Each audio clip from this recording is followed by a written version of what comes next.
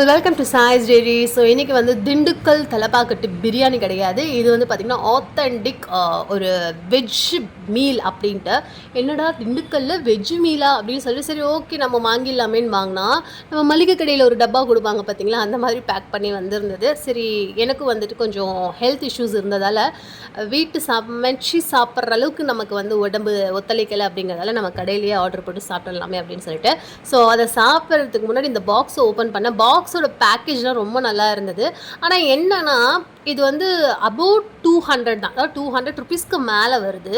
ஆனால் பாருங்களேன், இதில் கொடுக்கக்கூடிய பொரியல் நார்மலாக நம்ம வந்து கடையில் போய் பார்சல் வாங்கினோம்னா கூட அந்த பொட்டலத்தில் கொடுக்கறது கூட கொஞ்சம் அதிகமாக வரும் போல இருக்குது. ஒருத்தருக்கு கூட பத்தாது. ஏன்னா அந்த பொரியல்லாம் வந்து ஒரு சின்ன கையளவு தான் வருது. ஒரு ஒரு டீஸ்பூன் வந்து அந்த அளவுக்கு தான் இருக்குது. இது வந்து ரைஸ்க்கான ஒரு பாக்ஸு. பார்க்குறதுக்கு அட்ராக்டிவான இதாக இருந்தது. ஆனால் ஓகே டேஸ்ட் எப்படி இருக்குது அப்படின்னு பார்க்கலாமே அப்படின்னு சொல்லிட்டு இதோட கூட சேர்ந்து வந்துட்டு நம்ம பரோட்டா, அதாவது வீட் பரோட்டா, நூல் பரோட்டா இதுவும் வந்து ஆர்டர் பண்ணியிருந்தோம். என்னென்னா ஒரே கிரேவி அந்த வெஜிடபிள்ஸ்லாம் போட்டு சப்பாத்திக்கு கொடுப்பாங்கள்ல, அதையே ரிப்பீட் பண்ணி கொடுத்துருக்காங்க. இதில் சாம்பாரே இல்லை. அது இல்லாமல் இன்னொன்று வந்து பார்த்திங்கன்னா நெய் சாதம்னா அந்த நெய் சாதம் வந்து நெய் சாதம் மாதிரி இல்லை. நம்ம பிரியாணி ஒயிட் பிரியாணி செய்வோம் பார்த்தீங்களா, அந்த ஒரு ஃப்ளேவரில் தான், அதாவது அந்த ஸ்பைசஸ் ஃப்ளேவர் தான் இருந்தது. எனக்கு அந்த நெய்யோட வெஜ்ஜோட அந்த ஃப்ளேவர் அப்படிங்கிறது கண்டிப்பாகவே வரல. இதுக்கு இன்னொரு விஷயம் வந்து இந்த சப்பாத்தி இந்த பரோட்டாலாம் பாருங்களேன், நம்ம நார்மல் கடையில் வாங்கினா கூட நல்லாயிருக்கும் போல் இருக்குது. அது ஒரு மாதிரி கொடுத்து பிச்சு சப்பாத்தியெல்லாம் சுத்தமாகவே நல்லா இல்லை. மீல்ஸோடு வந்தது சப்பாத்தி, அப்போல்லாம் வந்து உடஞ்சி போய் தான் வந்துருந்தது. அது ஆஸ் யூஷுவல், அது எதுவும் சொல்கிறதுக்கு இல்லை.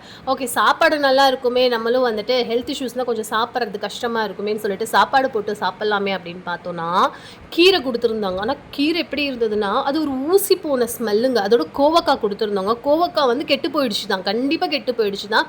சுத்தமாகவே வாயிலேயே வைக்க முடியல. தயிர் கொடுத்துருந்தாங்க. அந்த தயிரை ஊற்றி நான் சாப்பிட்டேன். அதில் கொடுத்துருந்த கூட அந்த மசாலா இருந்ததுல, அதாவது நம்ம பரோட்டாக்கெல்லாம் கொடுத்தாங்களே, அந்த குழம்பு வச்சு சாப்பிடும்போது கூட எனக்கு அந்த குழம்பு மாதிரி தெரியலங்க, காயை மட்டும் இருக்குது, தண்ணியாக இருந்தது. ஸோ இவ்வளோ பைசா போட்டு நம்ம வாங்குகிறோன்னா கொஞ்சமாச்சு வாயில் வைக்கிற மாதிரி இருக்குல்ல. இதை கொடுத்துருந்த அந்த வாழைக்காய் பொரியல் மட்டும்தாங்க நல்லா இருந்தது, மீதி எதுவுமே இல்லை. ரசம் ஆகட்டும், வத்த குழம்பாகட்டும், எல்லாமே இவ்வளோ குவான்டிட்டி பாருங்கள், அவ்வளோதான் இருந்தது.